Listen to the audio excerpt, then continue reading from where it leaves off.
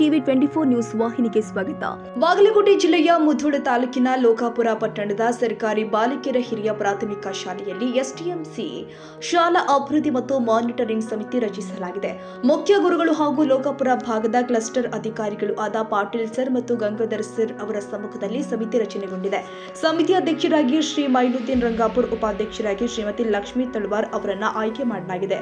ಶ್ರೀ ಹನುಮಂತ ಬಂಟಿವಡ್ಡ, ಶ್ರೀ ಅರ್ಜುನ್ ಗಸ್ತೆ, ಶ್ರೀ ಮೆಹಬೂಬ್ ಸಾಬ್ ಇಂಗಳಗಿ, ಶ್ರೀ ಸಂತೋಷ್ ಪೋತದಾರ್, ಶ್ರೀ ಸದಾಶಿವ್ ಭಟ್ಟಂಗಿ, ಶ್ರೀ ಶಂಕರ್ ಲಮಾಣಿ, ಶ್ರೀಮತಿ ಲಕ್ಷ್ಮೀ ಬಾನಜಗೌಡ, ಶ್ರೀಮತಿ ಸುಜಾತ ಅಡೇಕರ್, ಶ್ರೀಮತಿ ಸುಜಾತ ಹಾರಕಾಂಗಿ, ಶ್ರೀಮತಿ ರಜಿಯಾ ಬೇಗಂ ನದಾಫ್, ಶ್ರೀಮತಿ ದೊಡ್ಡವ್ವ ಹುಗಿ, ಶ್ರೀಮತಿ ನರಸುವ ರುದ್ರಾಕ್ಷಿ, ಶ್ರೀಮತಿ ಲಕ್ಷ್ಮೀ ನಿಂಗಪ್ಪ ತಳವಾರ್, ಶ್ರೀಮತಿ ಶೈನಾಜ್ ಶಿರಸಂಗಿ ಅವರನ್ನ ಆಯ್ಕೆ ಮಾಡಲಾಗಿದೆ. ಈ ಸಂದರ್ಭದಲ್ಲಿ ಶಾಲಾ ಅಭಿವೃದ್ಧಿ, ವಿದ್ಯಾರ್ಥಿಗಳ ಹಾಜರಾತಿ ಹೆಚ್ಚಿಸುವುದು, ಮೂಲಭೂತ ಸೌಕರ್ಯಗಳ ಸುಧಾರಣೆ ಹಾಗೂ ಶೈಕ್ಷಣಿಕ ಗುಣಮಟ್ಟ ಹೆಚ್ಚಿಸುವ ಬಗ್ಗೆ ಚರ್ಚೆ ನಡೆಯಿತು.